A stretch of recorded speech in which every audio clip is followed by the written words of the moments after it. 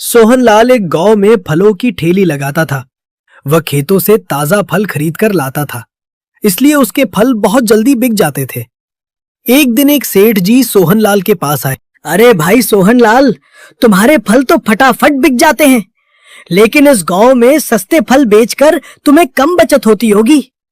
मैं गांव से फल लेकर शहर जाकर बेचता हूँ तो ज्यादा मुनाफा होता है। वो तो ठीक है सेठ जी, लेकिन वहाँ पहुँचते पहुँचते बहुत से फल सड़ जाते होंगे। अरे शहर में सब बिक जाता है, कोई नहीं पूछता। उन्हें क्या पता ताजे फलों के बारे में। वहाँ तो सड़े फलों के भी पूरे दाम मिल जाते हैं। तू भी शहर में अपनी दुकान लगाए। नहीं सेठ जी, मैं तो यही खुश हूँ। मैं किसी को सड़े फल नहीं खिला सकता। अगले दिन सेठ जी शहर वापस चले जाते हैं और सोहनलाल अपने फल बेचने में व्यस्त हो जाता है। एक दिन सोहनलाल फल बेच रहा था, तभी उसने देखा एक पेड़ के नीचे एक बुढ़िया माई बैठी है।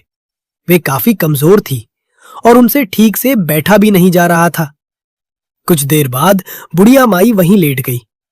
सोहनलाल उनके पास और बोला, माँ जी, आप ऐसे क्यों लेटे हो?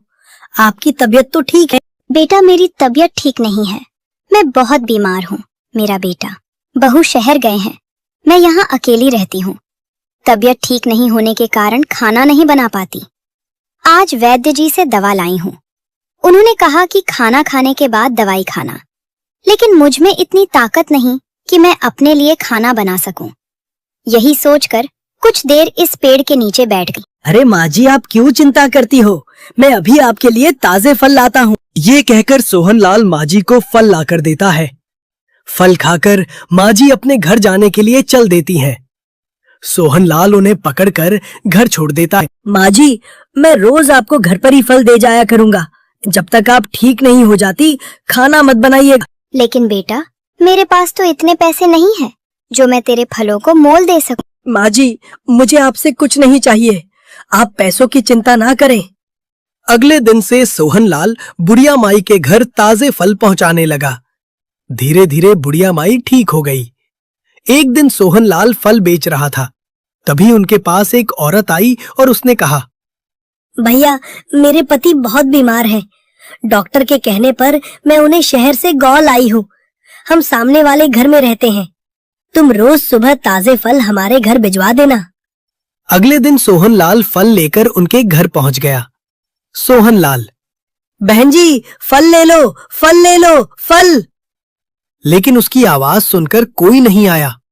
सोहनलाल ने कई बार आवाज दी। जब कोई नहीं आया तो वह फल लेकर घर के अंदर चला गया। अंदर जाकर उसने देखा एक आदमी बिस्तर पर लेटा था। सोहनलाल, भाई साहब, मैं आपके लिए फल लाया हूँ। बहन जी ने कल मुझसे फल पहुंचाने के लिए कहा था। ये कहकर वह बिस्तर के पास गया।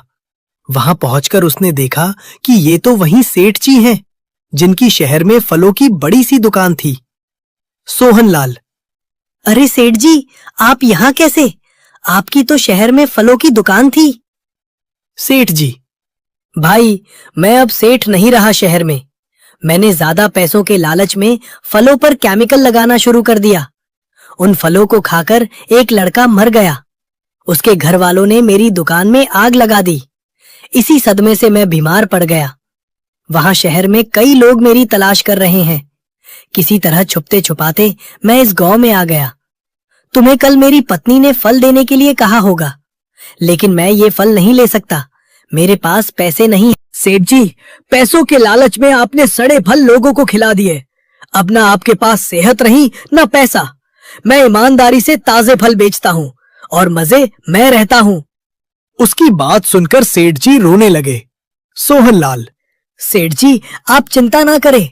मैं रोज आपको ताजे फल दे जाया करूंगा। आप जल्दी ही ठीक हो जाएंगे।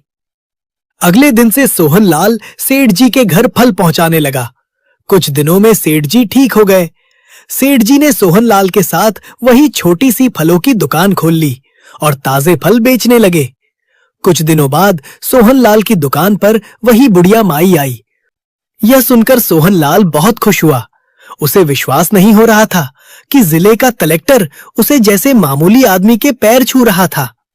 सोहनलाल की दरियादिली ने सबका दिल जीत लिया था और फिर वैसे भी खुशी खुशी रहने लगा।